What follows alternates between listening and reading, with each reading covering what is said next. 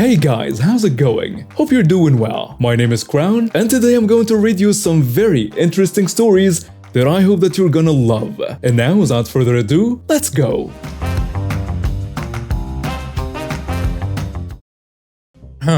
So I was out rail fanning last night. A rail fan, rail buff or train buff, railway enthusiast or railway buff, train spotter or ferroequinologist is a person interested recreationally in rail transport. Rail fans of many ages can be found worldwide. Yes, I copied and pasted the definition from Google. An entitled mother didn't like me standing at railroad crossing at 3 p.m. on Friday.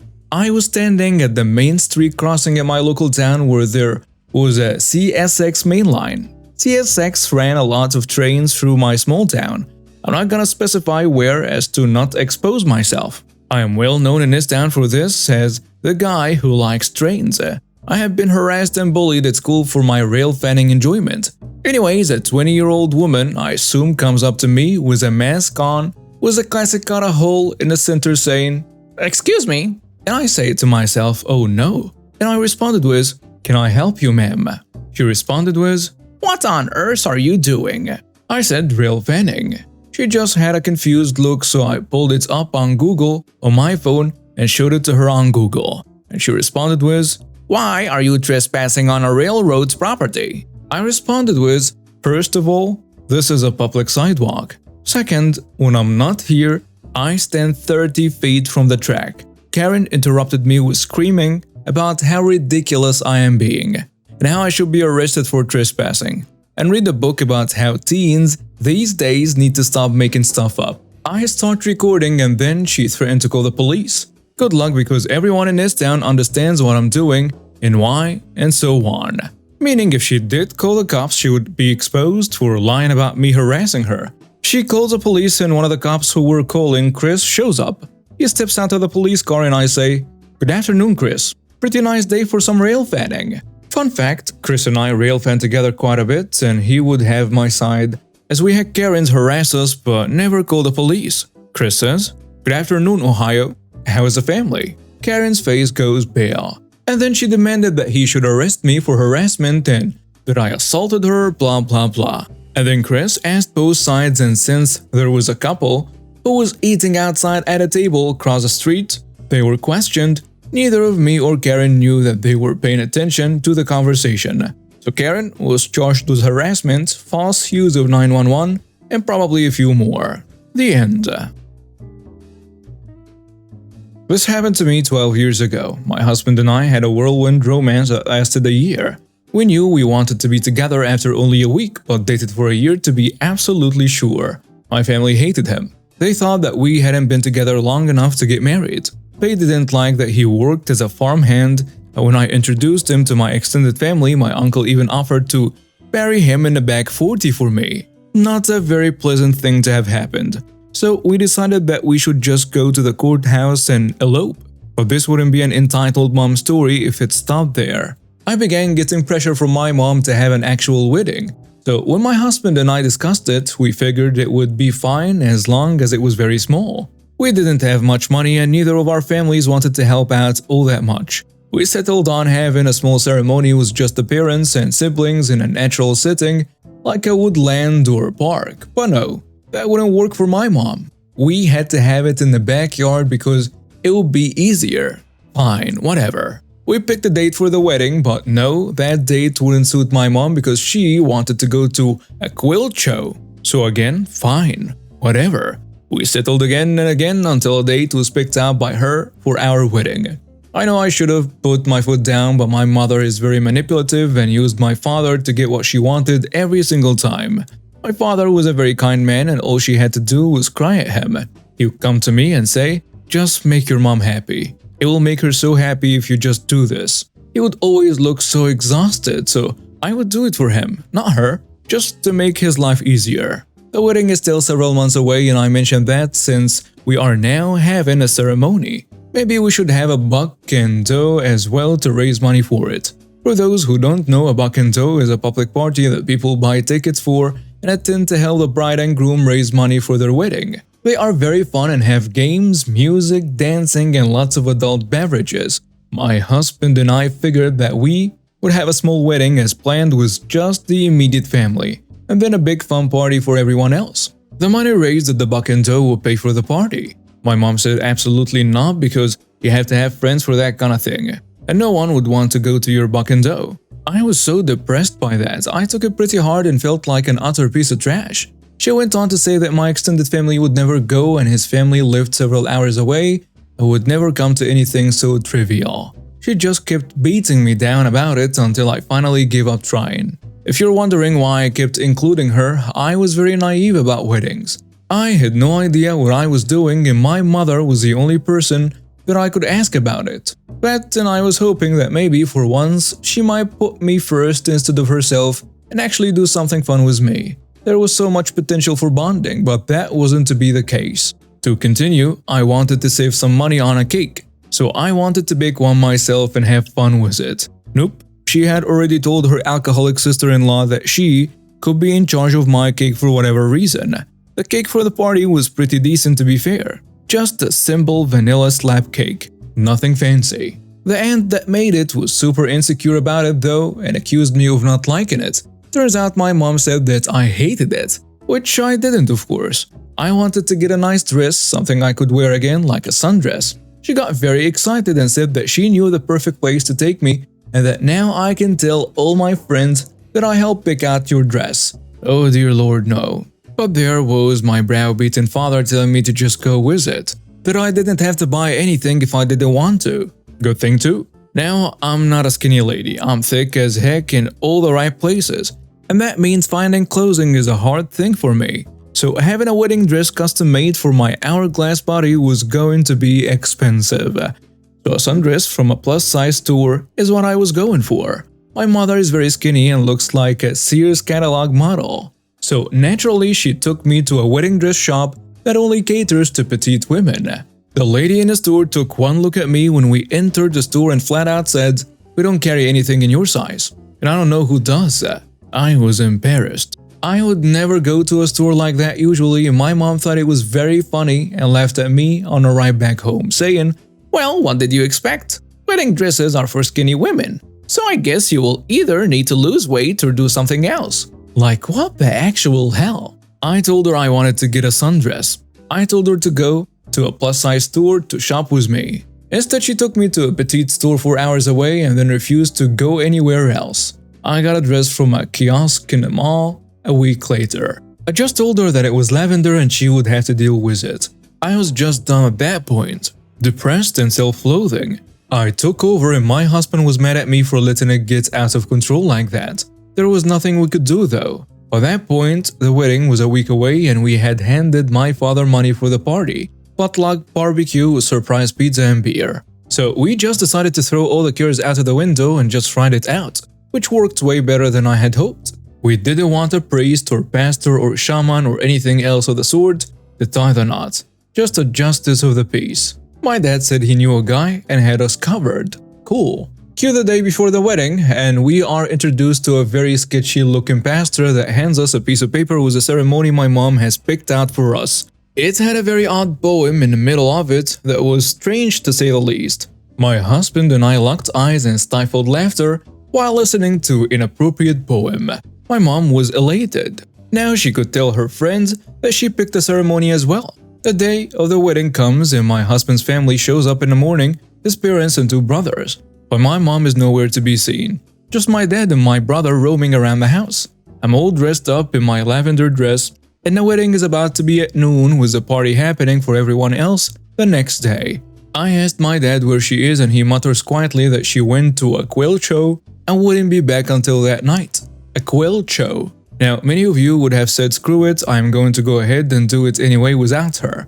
But I guess the night before she had taken the pastor aside and told him it wasn't going to be until the evening, leaving us completely in the dark. So we waited around and laughed at how absurd it all was. 6 p.m. rolls around and the pastor shows up ready for business. My mom shows up about 20 minutes later laughing about how we can't start until she has a shower and gets dressed. I tell her that this has been totally unacceptable, that she knew when it was supposed to be and that she purposely decided to disrespect not only myself and my husband, but also his family as well. She said that I was being ungrateful. We all stood in silence until she came out, and I looked at her and said, "Are we allowed to start now? Do you need a snack? Did you go to the bathroom first?" I would normally never be rude like that, but I was just done. She looked embarrassed and fake smiled and said it was fine. The man went on with the ceremony, and when he got to his odd poem, just as we had predicted, all the brothers lost it. We all laughed hysterically. My mother was pissed and hissed at us to all stop laughing, but we couldn't. It was the best thing. My dad and husband's parents were roaring with laughter. After the wedding was done, she went to sulk in her room. How dare we have fun? The party the next day was a blast. We did everything we could think of to have fun, despite my mother constantly trying to get me to hide away from the party.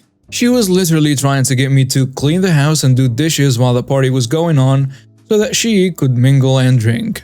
At one point, I just laughed and said no. Shotgun a tall boy of bush lights in front of her, who is my husband's cousin, and suggested that we all have a big bonfire to send out the night. Mom huffed and took my dad in the house to yell at him about it. My poor dad.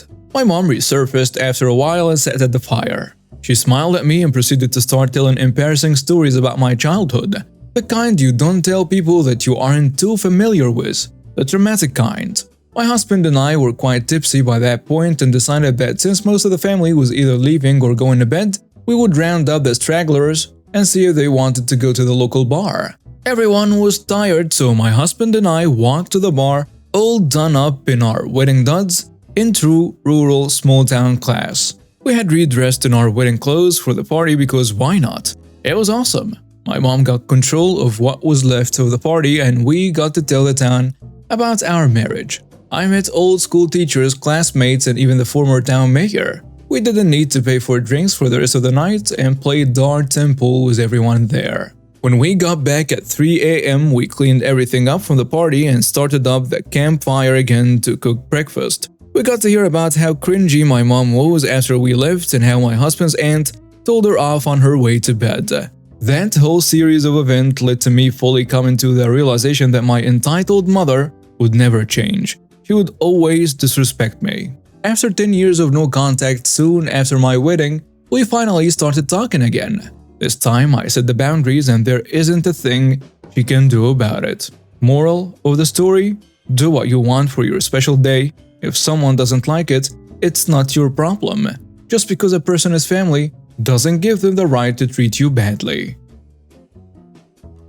Hey everyone, hope you're doing well and having a good time. I've got some exciting news for you. I've just launched a brand new channel called Crown Corner that I will be narrating stories on it daily myself. Let's just say that if you love hearing about unbelievable entitled people and those unforgettable Karens, you're going to love what's in store on the new channel. So here is what I need from you, my good friends. Head over to the new channel, you'll find a link in the description below, and hit that subscribe button. Don't forget to turn on notifications so you won't miss out on any of our wild stories. Your support means the world to me and I can't wait to see you there. Let's keep the stories rolling. Thank you so much for being part of this journey with me. And now, let's dive into our stories.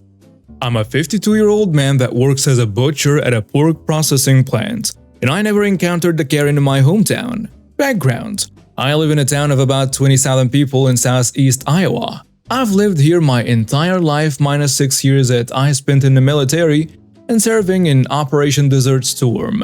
Yeah, it's been 25 years. I was discharged in 1996, but it serves a relevant point that people always tend to miss with the ones they know nothing about.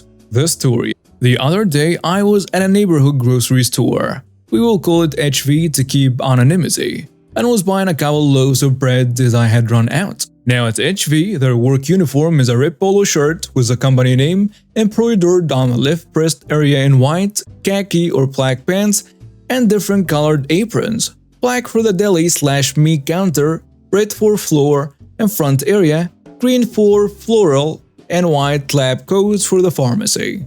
I couldn't have been in the aisle for 10 seconds when I felt a pair of eyes on my shoulder. I turned with a start, causing the woman directly behind me to give me a frown. I will call her Karen. I tell her, you shouldn't stand behind people like that. You don't know how they will react. I need your help. Stupid me didn't register the way she said that, which should have set off the alarm bells. Now there are people out there that state their anger is on a short fuse. I don't have a fuse. I have a button. Push it and it's Armageddon. One thing I do have to admit though, I've been pretty good at keeping it suppressed. I'm usually very level-headed. I mean, I've had enough violence in my life. I would give anything if I had just lived in peace. I tell her, if you want help, you should ask one of the employees. I am. Huh? The realization suddenly hits me like a tank. And that she's talking to me. Ma'am, I don't work here. I was wearing a black t-shirt, black cargo pants, black socks, and black sneakers. There was nothing about how I was dressed that said I work here. However, Karen must have been blind, as well as deaf. Don't lie to me. You work here. By this time, I can feel me starting to lose control. This insufferable oaf was wearing my patient thin. What about my clothes says that I work here? You're wearing an employee uniform. You need to help me. Now. Oh, bad move, Karen. Now, I'm about 6'1" and weigh about 210 pounds. I'm not a small guy and my voice is fairly deep, meaning when my volume goes up, I can get very intimidating. So much so, I've made more than a few people scared of me. And at this point, manner have gone out of the window. I'd had enough. Me, matching shrill scream was booming growl. What part of out of work here do you not understand, you irritating pencil neck? After Karen loses a surprised look on her face, she pulls up her fists and gets this "I'm going to beat you up" look. I see this, and at the same time I notice a couple of employees behind me, so I return her look with a go ahead and try it look. I say, fair warning. You swing on me like a man, you better be prepared to take a punch like a man. Well, Karen relaxes her hands, then she hauls off, and she slaps me across the face, knocking my glasses off and scraping the bridge on my nose. It did bleed a bit, but the kicker was that she was laughing. Apparently, Karen must have thought I wouldn't do anything. However, she got tangled with the wrong guy. She turned to look at me, and I put her on her butt with a slap across her face as well. I warned you. Karen decides to play her trump card. I am going to have you arrested. I smiled wildly and pointed to the security cameras installed in the ceiling to each end of the aisle. Have a nice day, witch. I grabbed my 2 loaves of bread and walked up front to pay, while Karen frog marched to the office in the back of the store. I found out the next day the grocery store decided to suspend her from the establishment for 30 days. Sucks to be her. And now we have reached the end of today's stories. Thank you for watching and see you next time.